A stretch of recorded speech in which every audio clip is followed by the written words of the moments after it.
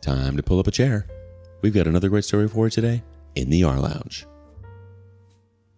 Today in the rLounge, tales from the trenches of human audacity, where the only guarantee is that you'll never look at family gatherings or neighborhood block parties the same way again. Up first, family gatherings turn into a battlefield of entitled proportions.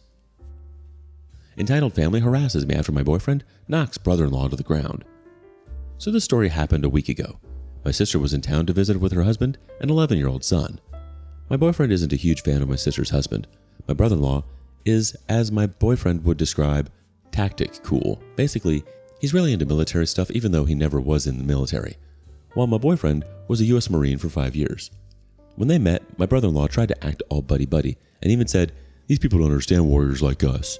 My boyfriend finds it annoying that both my brother-in-law is trying to claim warrior status while being a banker, and my boyfriend is not fond of the military after all it did to him, so he gets ticked off when people idolize it. But the problem started when they came over. It was a generally nice night other than a passive-aggressive remark by the brother-in-law when he learned I was not cooking, but in fact my boyfriend is. I'm a terrible cook, and he's amazing at it, so he generally cooks.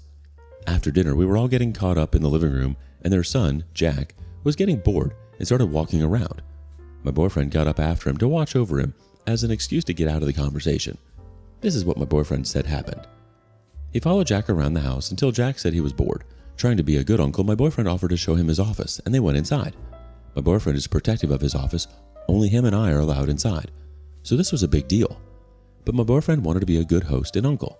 So he showed Jack around the office, showed him his Warhammer armies, the knives he forges, his gaming PC, and everything else. Boyfriend has too many hobbies.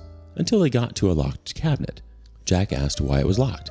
My boyfriend explained his guns were in there, and if his parents allowed it, he would take Jack shooting one day.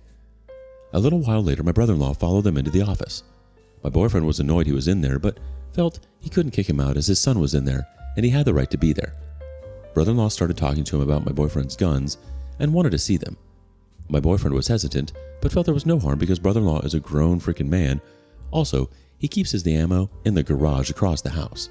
He opened the cabinet and asked my brother-in-law not to touch them unless he hands them to him.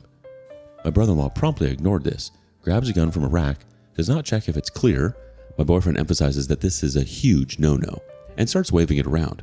My brother-in-law then thought it would be funny to pretend to shoot his son, so he pointed the gun at Jack. My boyfriend reached for the gun, knocked brother-in-law to the ground, and secured the gun. Then all hell broke loose. Brother-in-law started screaming at my boyfriend, and my sister ran to check what was going on. And my sister started screaming about how my boyfriend could let her son near a gun. My boyfriend isn't a yeller. He's not afraid of confrontation, but he never yells. He just calmly put his gun away, locked the cabinet, looked at me with a "these people are idiots" look, and waited for a lull in the screaming. He told them, "Get the F out." Brother-in-law got in his face and acted like they were going to fight. My boyfriend just stared him down until brother-in-law backed off. Boyfriend's 6'3", muscular, and carries himself like a former Marine. He basically just stared my sister and brother-in-law out of the house, never raised his voice, never said anything threatening. But after that, the story that my family was told is that he's a sociopath with an arsenal, has PTSD, and all of them are blowing up my phone trying to get me to leave him. Apparently they even called the cops, but we live in his hometown. The local sheriff taught my boyfriend how to hunt as a kid, so the sheriff knew it was a BS report, but still reached out to me to confirm. I assured him and my family countless times that he is not dangerous or hurting me. It's starting to get to me, and I don't know what to do. My boyfriend is concerned for my mental health, but he told me he couldn't care less what they were saying about him. I'm probably going to go low contact until this blows over. I'm just glad we live a couple states away so they can't harass me in person. Let's see how the community reacts. First up, any moron that doesn't know how to handle a gun and just points it at a child without knowing whether or not it's loaded needs a swift kick in the butt. Honestly, I think they need more than that, but I'm trying not to be too aggressive. I am former military as well, and I would have kicked them out of my house too, and they would never be allowed back. If you do not know how to handle a gun properly, do not handle a gun at all, and never point it at another person that you don't actually want being hit by a bullet. Your brother-in-law sounds like an idiot who wouldn't have survived a single week in the military. The next person responds, I genuinely don't understand how someone can pretend to be military man around an actual military man and then scream like a stuck pig when shown what the difference is in a very reasonable confrontation. Your boyfriend seems to care more about your nephew than the brother-in-law. I don't know if Jack was old enough to realize what was happening, but I know I've had a loaded, safety-off gun pointed at me for fun by my stepdad and the absolute fear I felt will forever stick with me. So I really hope he's okay. I reckon you can explain to the people crapping on you what happened because they likely twisted the story to fit their narrative. If they used 2 brain cells and figured it out, then super. If not, then definitely low or no contact. The comments are absolutely right. Anybody in their right mind knows not to point a gun at someone, especially their own son. And again, your boyfriend seems to be the only one to be looking out for your nephew. How stupid would your brother-in-law have looked if something would have happened to his own son by his own hand? Some people are all talk, and that includes your brother-in-law. It's not cool to play with guns when you have no idea how to play with them.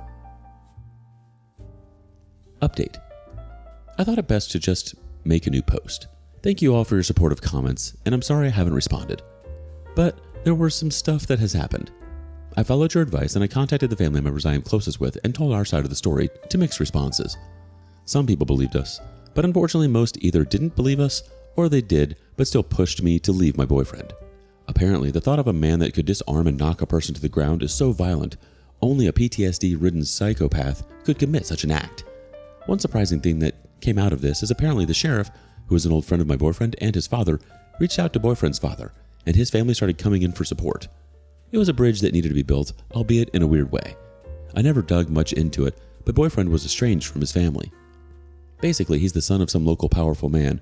His mother, who died a while ago, was physically and mentally abusive. His father didn't know because he was too busy at work. Boyfriend was expected to go to an Ivy League college and be some politician or something. Boyfriend believed this would be selling his soul, so he ran off and joined the Marines. He just needed to run away from that life, and it just festered for years. Neither party brave enough to reach out until this incident. His entire family reached out to offer support. His brother and his wife came over a few nights ago to meet me and have dinner. His father put us in contact with his lawyer in case they tried again, and we're planning a dinner with the whole family. Boyfriend seems happy. Honestly, both me and him feel like we've refound a family. My family has been thoroughly unsupportive of me, and this isn't the first time. After telling my side, I went to no contact with them, and I hoped that's the end of it. Until my sister, my other one, not the mother of Jack, called me this morning and told me she was visiting and she's already in the state and wants to know our address. Completely blindsided me, but I guess it could be an opportunity to clear the air with her at least. But I know for dang sure, if I'm meeting her, I'm bringing my boyfriend and a voice recorder. I read too many stories on here to not take precautions. I'll update after the meeting. All I can do is hope it doesn't make anything worse. A couple more community reactions. First up, so only a deranged nutter with PTSD could disarm a completely untrained lunatic acting like a moron? A trained Marine reacting appropriately to a situation couldn't, but a nutter could? What the hell do your family think Marines are trained to do? Tickle fish and paddle in kiddie pools? Christ. Glad things are looking good on the other side. Good luck with your sister. You never know, she might not be a complete idiot. Another person chimes in, brother-in-law sounds like a sociopath. You don't just grab someone else's gun with no training, no familiarity, no clue if it's loaded or not, and just point it at someone. There's such a thing as gun safety, and brother-in-law basically broke every single rule. Mistakes happen. While your boyfriend kept ammo in the garage, what if a round was accidentally left in the chamber? Proper gun safety indicates you always assume a gun is loaded. Your brother-in-law may be a warrior by his own description, but he's a complete brainless clown. Guns are not toys. You can't treat it as such. Accidents happen even when handled by professionals. Instead of posting about the airhead of a brother-in-law, you would have potentially been posting about Jack's funeral. Yeah, if anything, your brother-in-law sounds like he's the unstable one here. It's unfortunate that people immediately start siding with him just because your boyfriend's a Marine. But thank goodness for the sheriff. It feels good to have people on your side of the fence. Sometimes all we need is to be heard. What do you make of this? Was OP's boyfriend doing anything wrong here? Next up, the ultimate potluck bandit. Goldilocks and the hog roast hullabaloo. In the spirit of sharing and giving, my friends Belle and Adam have shared a story involving dependopotamuses, Mustangs, and a woman with sticky fingers. Our stories take place in the summer of 2006. Belle and Adam were living in a cul-de-sac of about 10 houses, mainly inhabited by officers and their families. As it was the season of grilling, barbecues, and backyard shenanigans, the entire neighborhood decided to host a block party. It was a potluck and bring your own beer. The rule being, bring enough for everyone. The host of the block party was a Mustang named Patterson. He's from the Carolinas, and one of their specialties is the whole hog roast. He managed to get 3 whole hogs and roast them on a property of a friend, where he had the space to do so. basting the meat with his own special barbecue sauce. The recipe, which, according to Belle, was probably the most secure secret in the country. Unfortunately, Patterson's mother, Goldilocks, was staying with him and his family for a week. She proceeded to wear out her welcome on the first day, using her son's rank to get whatever she wanted. She was a grade A dependopotamus, entitled, nasty, rude, abusive to her family, and just about as pleasant as a case of Montezuma's Revenge, no matter how much Patterson explained to her that it could damage his career. Goldilocks never seemed to listen. The night before the party, Patterson told his mother that she was one offense away from being sent away. So it's the day of the party and everyone is lounging around on deck in camping chairs, having drinks, talking and waiting for the meal to finish heating up. As everyone knew everyone and were right there, everyone's doors were unlocked. Adam went into his and Belle's house to grab some more bottles of soda from the fridge. He just expected to grab the sodas and leave. Just as he's about to get the soda, the landline in the study rings. He goes to answer it and is in the study for maybe 10 to 15 minutes. He hears the front door open and close. A few minutes later, the front door opens and closes again. He thinks it's Belle and doesn't think much of it. That's until he hangs up and goes back to the fridge. And something was missing. He and Belle had made some cheesecake to bring to the party, keeping it in a sealed container. And that was missing. He thought that was odd, but grabbed the soda bottles and headed out. After loading one of the coolers with the bottles, he sought out Belle and asked her if she had gotten the cheesecake out of the fridge. Confused, Belle said, "No, I haven't. Why?" "Because someone took out the cheesecake." Just then, one of their neighbors said, "Now that you mention it, the Tupperware container of ambrosia salad I made is also missing." Word spread faster than a wildfire and it eventually came out that everyone's house was missing something, either from the fridge or the pantry. Patterson looked around, his eyes stern. Belle asked him what was wrong. He just said, "Something I should have done a long time ago," and headed into the house. 20 minutes later, a taxi pulls into the cul-de-sac, stopping right in front of Patterson's house, which is at the end of the block. Everyone is confused when all of a sudden they hear shouting from inside the house. And not just any kind of shouting, it's drill sergeant shouting. Goldilocks comes running out of the house, carrying her bags and looking like she had seen a ghost. Patterson is on her heels, a framed photograph in his hands. He was yelling at her, "You're never coming back here again. Do you hear me? If I so much as smell one of your farts around us, you will be out of the state faster than you can sneeze." Goldilocks got into the taxi and they took off.